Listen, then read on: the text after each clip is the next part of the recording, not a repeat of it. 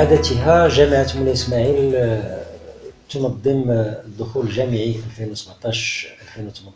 ابتداء من الفترة ديال الأبواب مفتوحة التي ستكون إن شاء الله مبرمجة بين 14 و 15 يوليوز أي الجمعة والسبت القادمين، اللي غادي نعرفوا بها بالتكوينات المتواجدة داخل الجامعة، التكوينات الأساسية، الماسترات، الإجازات المهنية، بالخصوص بالنسبة للطلبة الجدد حاملي شهادة البكالوريا، وكذلك اللي كنتمناو أن أي طالب كيولج للجامعة خصو يجي حامل مشروع مهني، مشروع تكويني، لأن من بعد هذاك المشروع التكويني ديالو هو اللي غادي يسهل عليه المأمورية فيما يخص ولوج سوق الشغل. كذلك غادي نفتحوا باب التسجيل بالنسبة للمؤسسات ذات الاستقطاب المفتوح، وأخص بالذكر كلية الآداب والعلوم الإنسانية، كلية العلوم القانونية والاقتصادية والاجتماعية،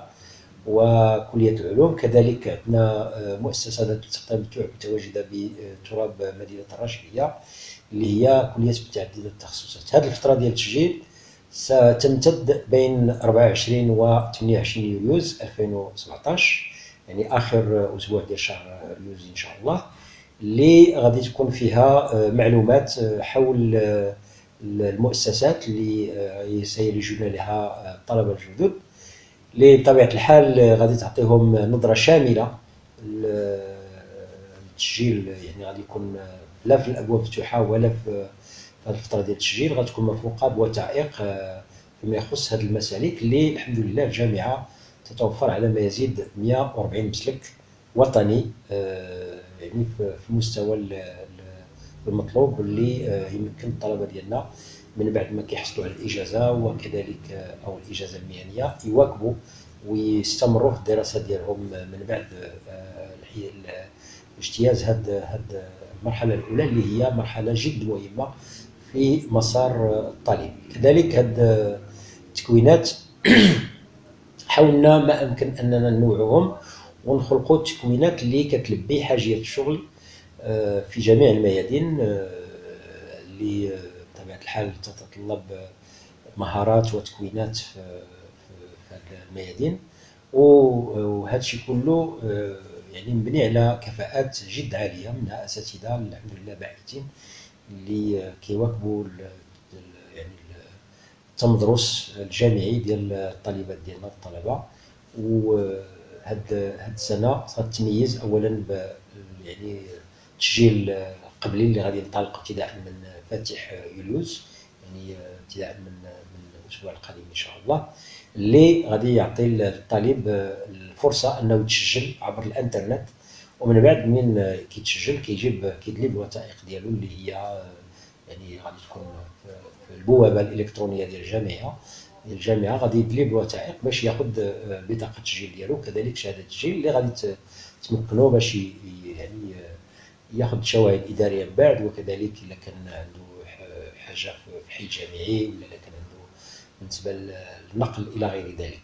هذه الفترة إن شاء الله نرحب بجميع الطلبة حاصلين على شهادة البكالوريا 2017 ونتمنى لهم التوفيق في مسارهم الجامعي داخل جامعة مولاي إسماعيل.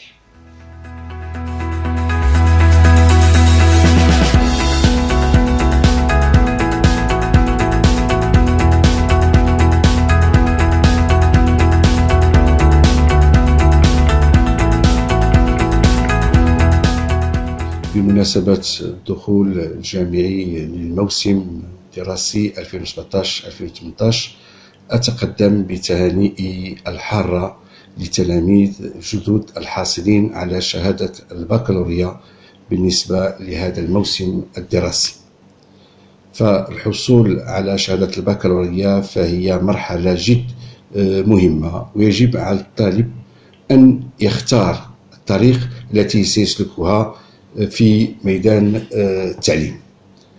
فبالنسبة للطلبة الجدد الذين سيلجون إلى كلية العلوم القانونية والاقتصادية والاجتماعية بمكناس، أولا أهنئهم وأقول لهم مرحبا بهم بمؤسستهم هذه الكلية التي ستعمل من أجل احتضانهم ومن أجل أن تقدم الكثير لطلبتنا حتى يكونوا في المستوى المطلوب. فبالنسبة للموسم الجامعي 2017-2018 المسالك المفتوحة هي العلوم القانونية باللغتين العربية والفرنسية، وكذلك مسلك الاقتصاد والتدبير باللغة الفرنسية. فبالنسبة لمسلك القانون باللغة العربية يجب الإشارة على أن هناك تخصصين: القانون الخاص والقانون العام. الهدف من هذه الإجازة الأساسية بالنسبة لتكوين في مجال القانوني وهو فتح آفاق للطالب على سوق الشغل وتمكينه الانخراط بيسر في الوظائف القضائية القانونية والعمومية، وكذلك الالتحاق بمهن حرة جد مهمة ذات ارتباط لصيق بالتكوين القانوني مع إمكانية تقوية الجانب الذاتي لدى الطالب. فبالنسبة للطلبة الذين يحسنون اللغة الفرنسية فيمكنهم أن يتم تسجيلهم بمسلك القانون باللغة الفرنسية، وهناك كذلك تخصصين بالنسبة للمسلك. بالنسبة للقانون باللغة الفرنسية فهناك القانون الخاص والقانون العام، وطبعا نفس الأهداف بالنسبة للقانون الخاص، هناك نفس البرامج المتبعة سوى أن اللغة المتبعة هنا هي اللغة الفرنسية. بالإضافة لهذين المسلكين هناك مسلك ثالث وهو مسلك الاقتصاد والتدبير، مسلك جد مهم بالنسبة للطلبة الحاصلين على شهادة البكالوريوس. يمكن أن يلجوا لهذا المسلك ولكن بشروط: يجب أن يتقنوا اللغة الفرنسية ما دام أن هذا المسلك يلقن باللغة الفرنسية، وكذلك يجب على الطالب أن يكون له بعض الإلمام ببعض الأدوات وبالخصوص في مجال الرياضيات. فبالنسبة للإجازة الأساسية للاقتصاد والتدبير فهناك مواد جد مهمة تدرس، هناك منافذ لسوق الشغل، فالطلبة يمكنهم العمل في عدة مجالات في الأبناك في المهن الخاصة، وكذلك يجب الإشارة أننا نعمل جادين على أن يمكن للطالب أن يقترح أن بعض المشاريع ويمكنه أن يصبح مقاولا ذاتيا بعد حصوله على الإجازة. يجب الإشارة أن داخل مؤسستنا هناك إدارة إلكترونية لتمكين الطالب الاستفادة من جميع الخدمات بدون عناء. فالهدف ديالنا أن الطالب يمكن أن يحصل داخل هذه المؤسسة ويمكنه الاستفادة من بعض الخدمات بدون عناء، فيمكن الحصول على جميع الشواهد عبر البوابة الإلكترونية لمؤسستنا، وذلك لنسهل مأمورية الطالب الذي يلج إلى الكلية، الطالب الذي يلج من روافد جامعة المولى إسماعيل بصفة عامة وكلية العلوم القانونية والاقتصادية والاجتماعية بصفة خاصة. يجب الإشارة كذلك أن المؤسسة عملت على خلق عدة محترفات في عدة مجالات. يمكن أن أعطي بعض الأمثلة،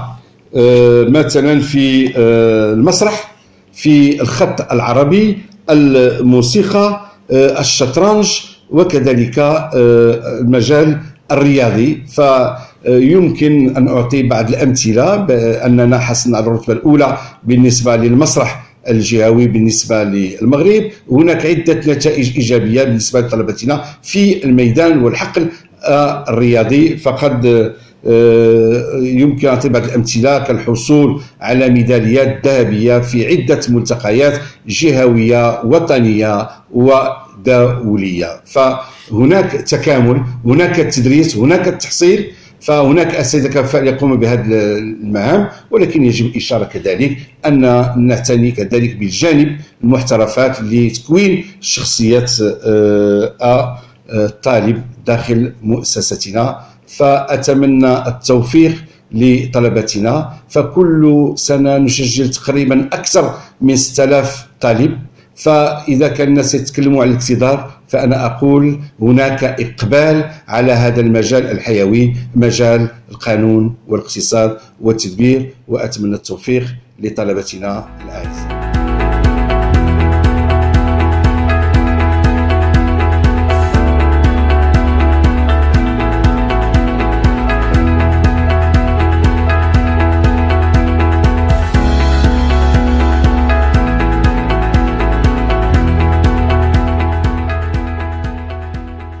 Vu le nombre important que la faculté des sciences juridiques, économiques et sociales de Meknès reçoit chaque année, nous, en tant que cellule informatique, nous préparons aussi chaque année un environnement bien équipé, que ce soit dans le plan technique ou bien administratif, et tout ça, bien sûr, pour faire accueillir ces étudiants-là dans de bonnes conditions. Dans le même cadre aussi, nous disposons d'une application web intitulée Visite virtuelle de la FSGES Meknès. Cette application a pour objectif de faciliter l'accès aux différents endroits de l'établissement. En effet, l'étudiant pourra définir là où il veut aller avant de venir à l'établissement. L'inscription d'un nouveau étudiant au sein de notre établissement n'est pas du tout compliqué. En effet, l'étudiant n'a qu'à remplir sa fiche de préinscription en ligne et de venir à l'établissement pour déposer son propre dossier d'inscription. Et là, il faut noter que l'étudiant doit respecter les dates prédéterminées par l'administration. Il est à noter ici que l'étudiant pourra retirer sa propre carte d'étudiant ainsi que son attestation d'inscription directement après le dépôt de son dossier d'inscription.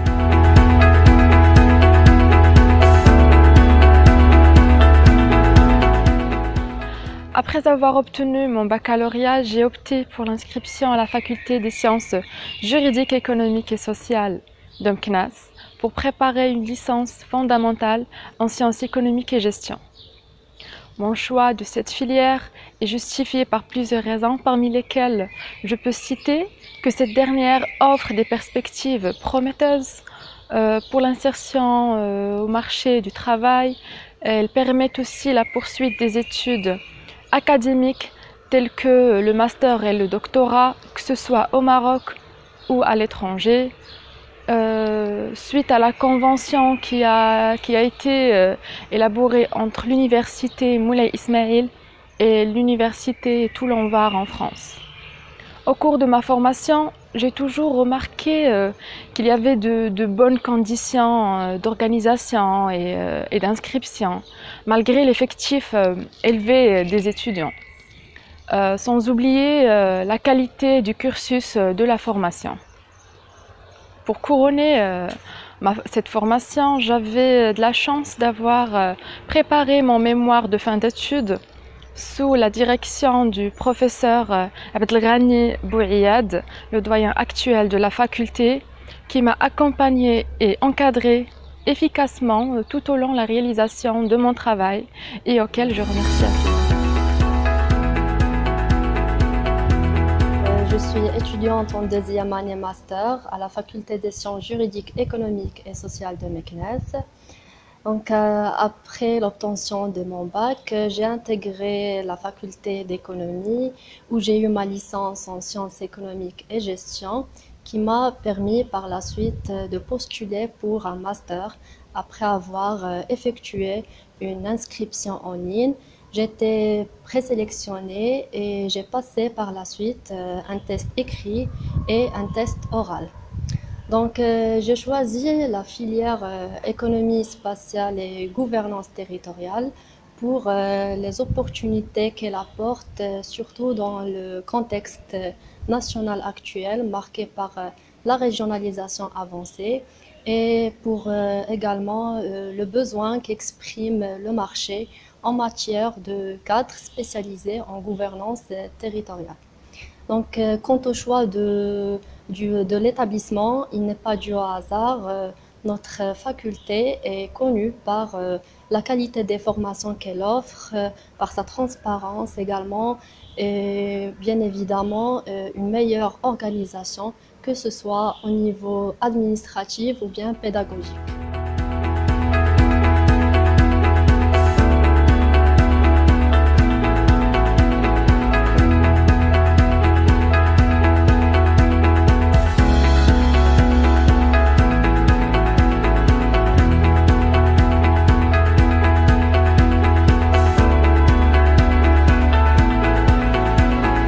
بعد حصولي على الإجازة في القانون الخاص بكلية العلوم القانونية والاقتصادية والاجتماعية بمكناس، وكأي طالب يتوق إلى استكمال مشواره الأكاديمي، قمت بالتسجيل القبلي عبر البوابة الإلكترونية للكلية قصد المشاركة في مباراة ولوج مسطر المنازعات.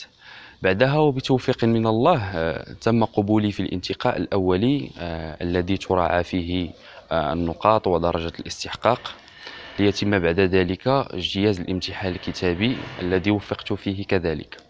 هذا وقد قمت باختيار ماستر قانون المنازعات مبدئيا لكونه يتضمن مجموعة من الوحدات المركزية في العلوم القانونية بصفة عامة، والتي تؤهل آليا الطالب للولوج إلى سوق الشغل بسهولة ويسر، وهو ما يترجم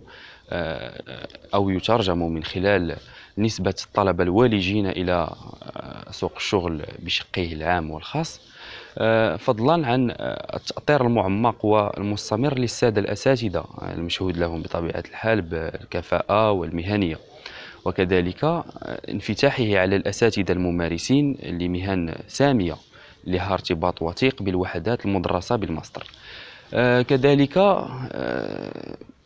بالإضافة إلى آفاق استكمال البحث العلمي من خلال امتداده لسلك الدكتوراه، كل ذلك في ظل مواكبة ودعم الجناح الإداري للمؤسسة لمختلف الأنشطة العلمية سواء ندوات أو أيام دراسية وما إلى غير ذلك. Ça fait 7 ans que je suis à la faculté de droit et d'économie à Meknès et je suis fière de dire que je suis un pur produit de la faculté. Je l'ai intégré en 2010 quand j'ai eu mon bac en économie. Et mon mardi de la licence, j'ai fait un master en économie et management internationaux, puis un doctorat. Pour les deux, j'ai fait ma présélection en ligne parce que j'étais pas sur Meknès. Et ensuite, j'ai passé un concours écrit, puis un entretien oral et alhamdoulilah, je les ai eus tous les deux. Pour l'instant, je suis inscrite en deuxième année de thèse avec monsieur Mohamed Abdo. Je travaille sur le rôle de l'université dans le développement territorial. Et je suis très satisfaite de mon parcours ici, notamment en tant que doctorante. On a l'occasion de participer à l'organisation de plusieurs manifestations scientifiques. On organise des activités entre doctorants. Et juste récemment, on a fait un échange avec une université hollandaise qui vont nous rejoindre bientôt. Donc voilà, j'ai choisi la faculté par choix, par conviction, et je suis très satisfaite de mon parcours ici.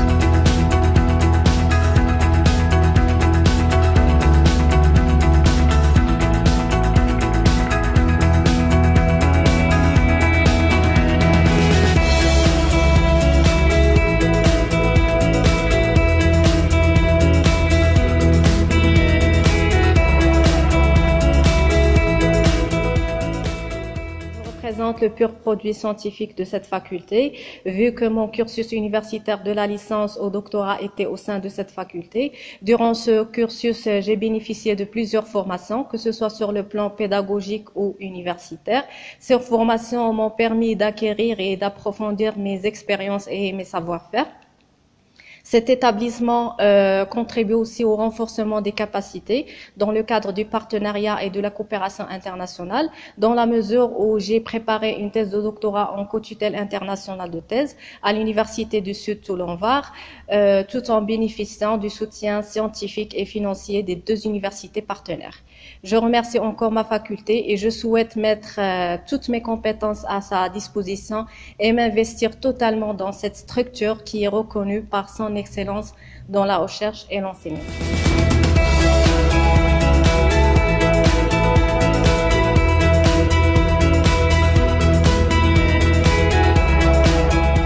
J'ai obtenu mon diplôme en 2010. Par la suite, je me suis inscrit en cycle doctoral, filière économie du territoire et stratégie des acteurs.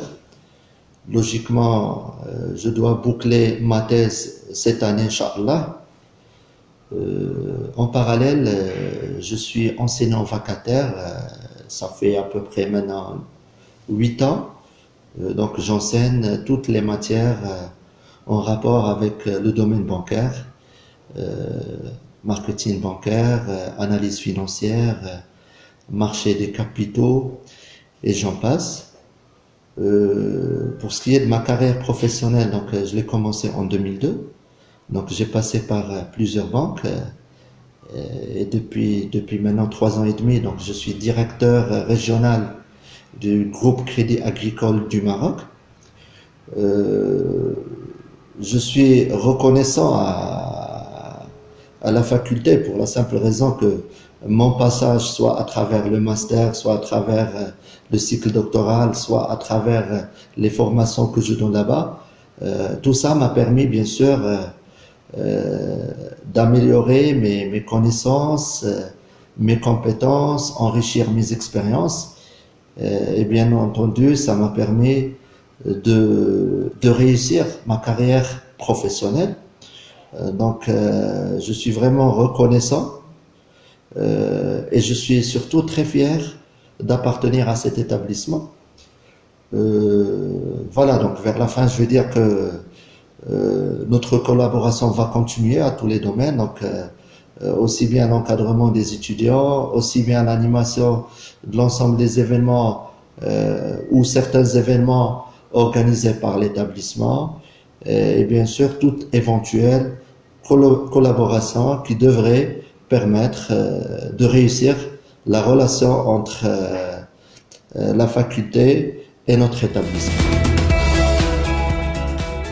J'ai décroché un master en marketing et communication avant de démarrer ma carrière professionnelle en tant que responsable régional dans une société de financement en crédit bail à laquelle j'ai exercé pendant 5 ans.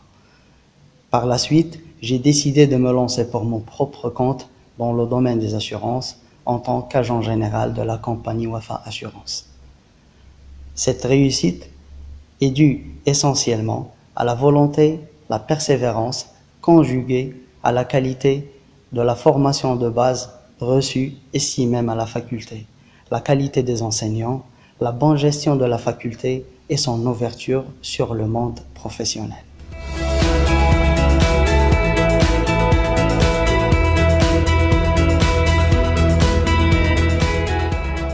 تابعت التكوين ديالي في التعليم العالي على مستوى جامعة مولاي إسماعيل كلية العلوم القانونية والاقتصادية والاجتماعية بمكناس. حصلت على الإجازة شعبة القانون الخاص بنفس الكلية، ثم ماستر في قانون المنازعات بنفس الكلية كذلك، والآن كنتمم يعني البحث في سلك الدكتوراه شعبة القانون العام مختبر الدراسات القانونية والسياسية بنفس الكلية بالموازاة مع ممارستي لمهنتي التي هي مهنة المحاماة. وكنقدم شكر الجزير لجامعة مولاي إسماعيل كلية العلوم القانونية والاقتصادية والاجتماعية بمكناس على الدعم ديالها للبحث العلمي وللطلبة الباحثين ولمجموعة من الإمكانيات التي وضعتها رهن إشارة الطالب الباحث وإشارة الطلبة بصفة عامة، خاصة فيما يتعلق بالإدارة الإلكترونية التي تسهل يعني الوصول إلى المعلومة والتواصل مع الطلبة الباحثين. كذلك شكر الموصول لهيئة التدريس بالجامعة على ما تفديه من خدمات للبحث العلمي ولتطوير البحث العلمي، كذلك لأطرها الإدارية على التواصل الدائم وتيسير قضاء الحاجة فيما يتعلق المسائل الإدارية بالكلية. وحنا مجموعة من الطلبة اللي تخرجوا من الكلية وتموا الدراسات ديالها، تممنا دراستنا في الكليه، كنقدموا لها الشكر الجزيل، وكنوضعوا الخدمات ديالنا رهن اشارات الكليه، وكل ما يمكن يعني ان يفيد الكليه وكل ما يمكن ان نساعد به الكليه فنحن رهن الاشاره. ولا يسعني الا ان اقدم الشكر الجزيل لهذه الكليه وللساهرين على التسيير وتدبير مرافقها، وشكرا.